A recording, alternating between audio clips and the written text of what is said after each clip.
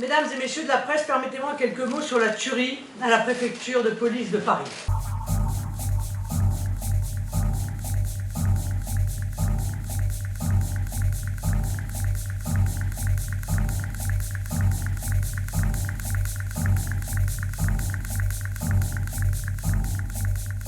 Nous sommes ici, comme pour tous les sujets, dans le déni d'État et dans le mensonge d'État. Malgré les morts, les tueries, malgré les avertissements sur l'imminence des périls terroristes, l'État et son chef, le gouvernement et ses administrations ne se décident pas à prendre en compte le danger islamiste. Pire, c'est un danger mortel que le gouvernement aggrave chaque jour davantage avec sa politique insensée d'immigration.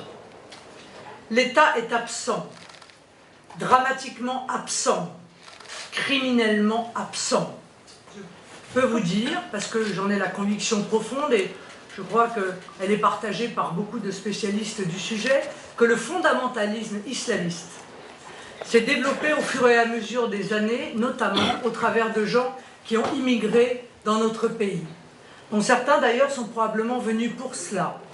Et vous noterez que sur la quasi-intégralité des imams salafistes ou islamistes dans notre pays, la quasi-intégralité est étrangère. Donc, bien sûr, M. Harpon était un Français, né en France, mais il a été converti. Et il allait dans une mosquée radicale.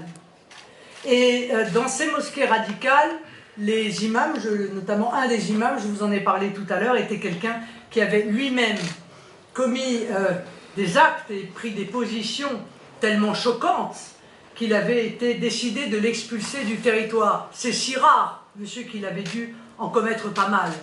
Donc oui, bien sûr, il existe un lien entre l'immigration anarchique et le développement du fondamentalisme islamiste dans notre pays.